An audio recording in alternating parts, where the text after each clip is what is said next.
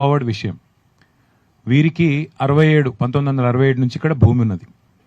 తర్వాత స్వయంగా వారి పేరు మీద ఉంది, వారి భార్య పేరు మీద, వారి కూతుళ్ళ పేరు మీద సతీష్ షా గారికి భూమి ఉంది. 1967 అంటే దాదాపు 60 ఏళ్ళ నుంచి ఈ ల్యాండ్లో వారే ఉన్నారు, వట్టినాగులపల్లి గ్రామంలో. సరే, ఔటర్ రింగ్ రోడ్ వచ్చిన తర్వాత, ఇక్కడ తోటలు పెరిగిన తర్వాత, అన్ని పెరిగిన తర్వాత ఇవాళ ఈ భూమి విలువ 1 ఎకరం కనీసం 50 కోట్లు ఉంటుంది. అంటే దగ్గర దగ్గర ఇప్పుడు మనం మాట్లాడుతున్న భూమి యొక్క విలువ దాదాపు 1300-1400 కోట్ల రూపాయల విలువ చేసే భూమి ఇది. దీని మీద పొంగులేటి శ్రీనివాసరెడ్డి గారి కన్ను పడింది. పడ్డ తర్వాత ఆయన వారి ఇంటికి 2 సార్లు వచ్చారు. వారి కుమారుడు వచ్చారు. వచ్చి మాకు ఈ ల్యాండ్కు మొదలు తొవ్వ కావాలి, ఇళ్ళకి వెళ్ళి మాకు తోవలేదు, పోవడానికి వెనకాల మేము భూమి తీసుకున్నాం, దానికి తొవ్వ అడిగారు. వీరు మాకు ఇష్టం లేదు, మేము అట్లా దీని ఒక తోట పెట్టుకున్నాము, మా పిల్లల కోసం పెట్టుకున్నాం, ఇవ్వమని చెప్పారు. తర్వాత ఏం చేసినారు, మంత్రి గారు స్వయంగా వచ్చారు, ఇంటికి వచ్చినారు. ఇంటిమిడేషన్, వారు మాట్లాడిన మాట ఏంటంటే ఇంటిమిడేషన్, బెదిరించడానికి వచ్చినట్టుంది తప్ప ఇంకో దానికి రాలేదు. మంత్రి గారు వచ్చారు. వచ్చిన తర్వాత వెంటనే ఏం జరుగుతుంది, మేము ఇవ్వమండి, మేము స్థలం ఇవ్వము, మాకు అమ్మే ఉద్దేశం లేదు, మా పిల్లల కోసం పెట్టుకున్నామని వారు చెప్పారు. చెప్తే మంత్రి గారు వెంటనే ఏం చేసినారు, ఒక అరాచక పర్వానికి తెరలేపినారు.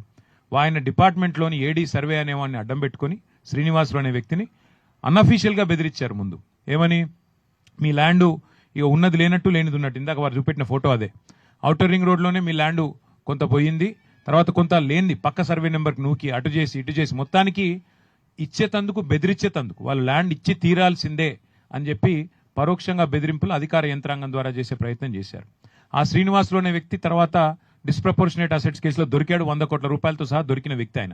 అలాంటి ఒక అక్రమార్కుని అడ్డం పెట్టుకుని మంత్రి గారు వీళ్ళ 27 ఎకరాల భూమిని గుంజుకునే ప్రయత్నం చేసినారు. వినలేదు. వినకపోతే ఏం చేసినారు, గూండాలు దాదాపుగా 5-6 జేసీబీలు, నంబర్ ప్లేట్లు లేని జేసీబీలు వచ్చి వీళ్ళు ఇక్కడ కట్టుకున్న గోశాల కూలగొట్టారు. భయభ్రాంతులకు గురి చేసి ఇక్కడ పనిచేసే సిబ్బందిని అందరినీ ఉరికిచ్చినారు. వారు మొత్తం కాంపౌండ్ వాళ్ళు కూలగొట్టారు. అరాచకం. కూలగొడితే సతీష్ షా గారికి, పల్లవి షా గారికి ఫోన్ వస్తే వాళ్ళు పరిగెత్తుకుని వచ్చినారు. పరిగెత్తుకుని వస్తే వాళ్ళకి చెప్పిన మాట వచ్చి దాడి చేసిన గుండాలు, ఇక్కడనే మిమ్మల్ని ఆప్కు జిందా గాడ్ దేంగే అంటే ఇక్కడే మిమ్మల్ని సజీవంగా పాతి పెడతాం అని బెదిరించారు. బెదిరిస్తే పాపం వాళ్ళు ఏం చేయాలో తెలియక పోలీసుకు ఫోన్ చేసినారు. ఫోన్ చేస్తే మొదలు పాపం పోలీసులో ఒక సిన్సియర్ అధికారి ఉండే, హబీబుల్లా ఖాన్ అని, ఆయన హెల్ప్ చేశాడు. ఆయనకు తెలియదు ఈయన వెనకాల ఎవరున్నారో ఆయనకు కూడా తెలియదు. తెలియక ఏం చేసినాడు, ఎఫ్ఐఆర్ చేసినాడు. ఎఫ్ఐఆర్ చేయడంతో పాటుగా వీరికి రక్షణ కల్పించే ప్రయత్నం చేసినాడు. తెల్లారే అధికారిని ట్రాన్స్ఫర్.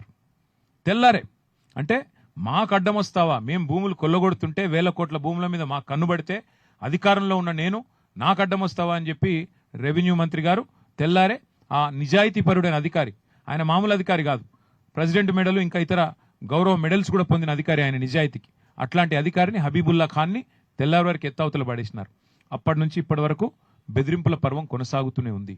వాస్తవం ఏంది అంటే ఈరోజు 60 ఏళ్ళు వాళ్ళ చేతుల్లో ఉన్న భూమిని కూడా ఈ దాదాపు 2.5 ఏళ్ల కింద ఆయన మంత్రి గారు ఆయన అధికారాన్ని అడ్డం పెట్టుకుని, రేవంత్ రెడ్డి పలుకుబడిని అడ్డం పెట్టుకుని, ఇద్దరి యొక్క వ్యాపార భాగస్వామ్యాన్ని అడ్డం పెట్టుకుని ఈ రింగ్ రోడ్డుకి అవతలనేమో క్రషర్లు నడుపుతున్నాడు అక్రమంగా. నేను హరీష్ రావు గారు బయటపెట్టింది రింగ్ రోడ్డుకి యువతలనేమో ఇవాళ వ్యాపారాలు కాదు, ఇది అరాచక పర్వం.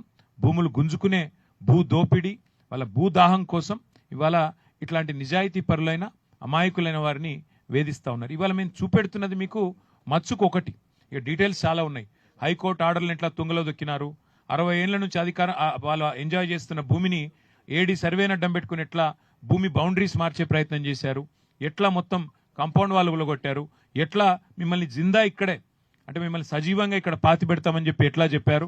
మీరు చూడండి, చెట్లే 30-40 ఏళ్ళ చెట్లు ఇవి, కొబ్బరి చెట్లు కానీ మామిడి చెట్లు కానీ 30-40 ఏళ్ళ చెట్లు. అంటే ఇలాంటి భూములు ఇక్కడ విలువైన ఒక భూమిని మేము మీకు చూపెడుతున్నాం.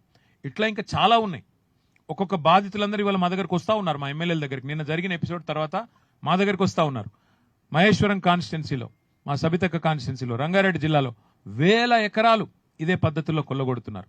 ఒక్క మాట నేను చెప్పదలుచుకున్నాను, కాంగ్రెస్ పార్టీ మేనిఫెస్టోలో చెప్పారు ధరణిలో 20 లక్షల ఎకరాల భూమి ప్రాహిబిటెడ్ లిస్ట్లో ఉంది. ఎందుకంటే రకరకాల పంచాయతీలు ఉంటాయి కాబట్టి ఆనాడు నిజాయితీగా పనిచేసే అధికారులు యాజ్ ఇట్ ఈస్ పెట్టారు. కాంగ్రెస్ మేనిఫెస్టోలో ఏం చెప్పారు, ఆ 20 లక్షల ఎకరాలను నిషేధిత జాబితాలోంచి 100 రోజుల్లో తొలగిస్తాం. ఇది చెప్పిన మాట మేనిఫెస్టోలో.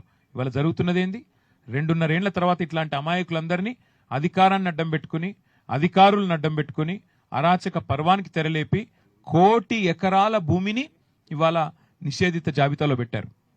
22A లో పెట్టారు. ఏం చెప్తున్నారు డైరెక్ట్ గా, మీరు మా దగ్గరకు వచ్చి మీ భూమిలో 50% ఇస్తే మీది అందులోకెళ్ళి తీసేస్తాం, లేకపోతే తీయం. ఏం చేసుకుంటారో చేసుకోపోండి, ఎవడికి చెప్పుకుంటారో చెప్పుకోపోండి. సతీష్ షా గారు చెప్పిందంతా మీరు విన్నారు. ఇప్పుడు పల్లవి షా గారు వారు హిందీ మే और तेलुगु हिंदी जो भी English what ever you Hindi में बोल दीजिए.